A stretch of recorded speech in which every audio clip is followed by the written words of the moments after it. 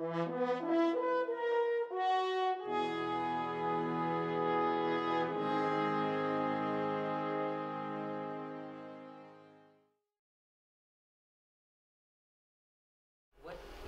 makes you want to share a solo show with your audience and take on the risk of doing something like a solo show? Well, it's generally two things. It's the belief in the performer.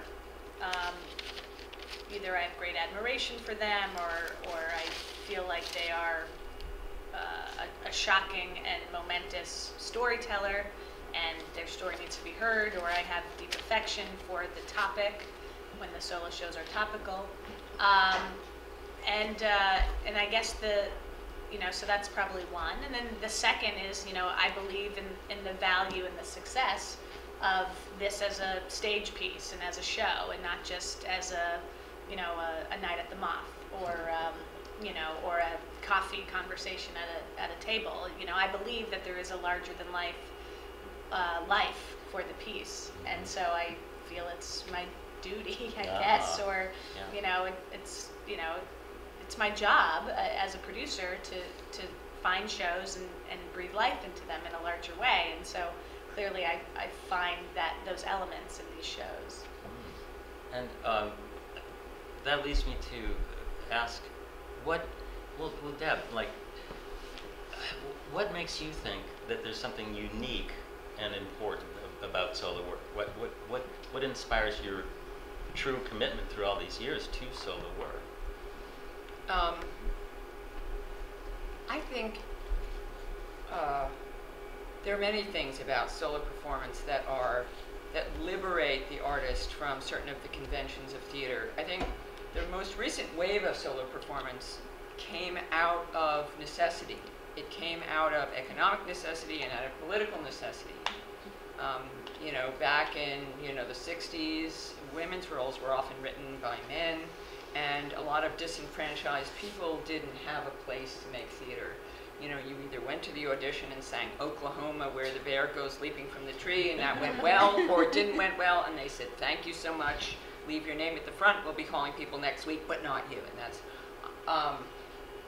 whereas the solo performance came as a force in recent time. Solo performance has a long venerated history. The Iliad, the Odyssey, these were solo performances. But in terms of recent, I fell in love with it because of the populist nature of it. Because you don't have to be beautiful, you can be old, fat, Jewish, weird, queer, whoever you are, it doesn't matter. You can have an anomalous body, you can have whatever you have, and you are still welcome. You can still make a place for yourself on the stage. Additionally, the empowered actor is a writer. If you, as a performer, if you as an artist, can accredit yourself, your own humanity, as having, as you said, larger than life meaning, which theater is about the revelation of humanity. That's why we go to the theater. We go to the theater to look at humanity.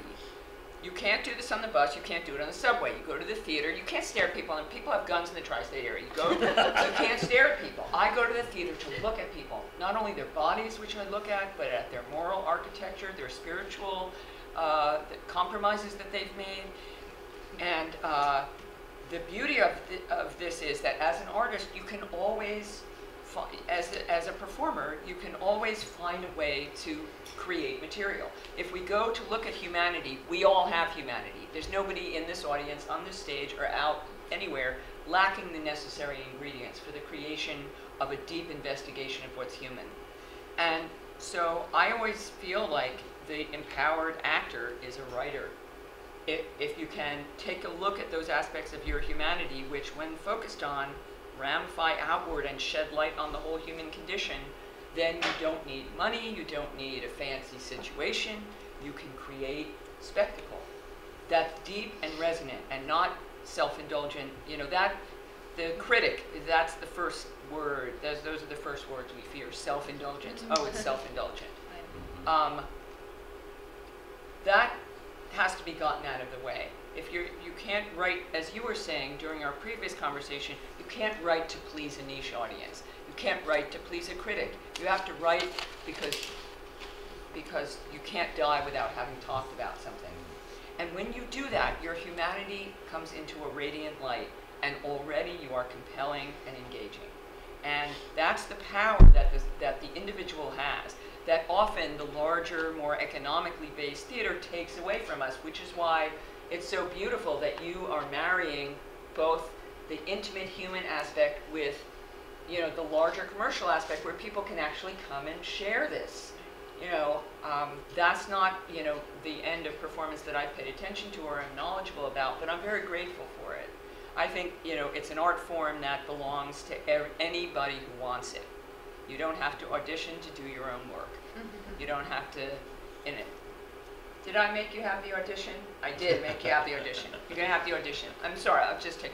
You're here for the audition? Yes, just say yes. Yes. Okay, yes, well, I'm sorry. We didn't have time to send you the slides in advance. The producer's very busy. So you're going to have to learn your lines right now. You have 2 lines. Know her dog is your first line. Your second line is no. Know her dog and no. Do you know your lines? Yes. Good, get in character. Did you get in character? Good. Okay, I'll be your scene partner today. You mean she bit you? Know your dog. You mean she bit her dog? No. Thank you. You can leave your name right there. We'll be Thanks calling so people much. next week. That's what it's like. Well, you know, if you write your own material, you don't have to do that. You just killed Gioia. And you got the line wrong. We're not hiring you. So anyway, that I feel passionately committed to it from a populist standpoint. I feel like it's a very important art form because it empowers anybody who wants to do this to do it. That's great. That's great. That's so great. Yeah. Is there something that we can? I mean, what is your particular? I mean, as an audience member, when you're watching solo work, are you? What's your bar for what makes a solo show that means something, and that what's something that fails? You know, I mean, I hate to put it that way, but Question. I mean, I think Deb said it first. Transformation. You know, if I'm being transformed in that audience watching this work, it hit it for me. If I'm sitting there feeling like this person is either self-indulgent, and I don't care about them, and I don't care about their journey, and I don't care about their story, and I don't care about anything going on that stage, even if they're perfectly nice or very, very funny. If I'm not connecting, it's like being in a relationship. You know, when I'm watching solo work, I want to be in a relationship with that person. I want to be feeling what they're feeling and following their story and going on their journey. Now, sometimes there's great solo work that's topical, you know, like Colin Quinlan's Story Short, and like many of Mike Daisy's pieces and others. But there's still that connection because you are transformed by the stories they're telling you and the dots that they're connecting for you. You know, you can still be transformed if it's not personal, I believe, in a solo piece. I think about, I've thought about catharsis a lot. You know what I mean? Isn't that what we're about in theater? I guess that's what the Greeks were about. You know, I mean, this way it's sort of what it was for. And I feel like if you're providing that, that's what it provides to people that doesn't get provided by other things, like being in a room and having that sense of it.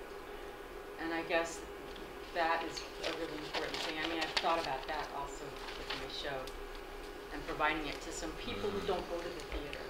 They go to a seminar. They don't get catharsis at a seminar. Can you provide it to them around this thing that's bothering them? And if people, I mean, I really think that maybe that's why we still have theater, is that sense of catharsis that you get from it. Because you could just watch Netflix, you know, you could stay at home and watch the internet and streaming video. I mean, why do you come to the theater? So if the solo show can provide it. that's great. Yeah. Thinking about what you're saying, it's about the body. very sexy to go to the theater. Like when I go, I always think like I have a date with that person, as you were saying. Like I don't care if 1,200 other people have the same date with that person. I don't care. I put on a thing and I put on a thing and I go, and there's something. And with a solo show, it is like I was reading the review in the Times of Hugh Jackman, and you know, everybody thinks they're going to meet him later and make out with him. Everybody thinks that. He makes, like all great orators, he makes every person feel like he's looking at them. Yeah. I think, you know, there's a natural catharsis, as you were saying. There's a passion and sympathy we feel. There's a whole bunch of us, and there's one person out alone, standing there. Right away, there's something, that situation, it's like, it's a metaphor, it's a synecdoche, or whatever it is. It's like, that's, all of us are that. We're all that person.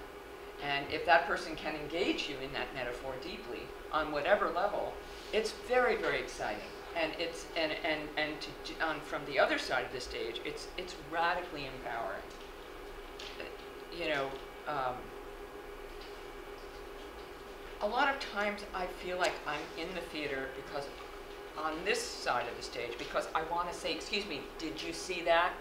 Am I the only asshole that saw that? Can we take a minute to discuss this? Stop everything. That is a privilege. And then when I'm in the theater in the audience, I am honored when somebody invites me to stop and look at something that they feel is of particular salience in their lives. I feel educated. It's a very particular kind of education you get in a solo show, and sometimes even in a bad solo show. I want to put in the word for bad theater. There's really a place for that. For like, you know, I start crying the minute the curtain comes up and someone's standing there. It's just the effort, You go out, if you have kids and you've ever been to these dreadful programs you have to sit through, I start crying, the curtain comes up and there's these little kids scratching their faces. Or I'm in love already. There's such a generosity in seeing someone stand there that excites me no matter which side I have the honor of being on.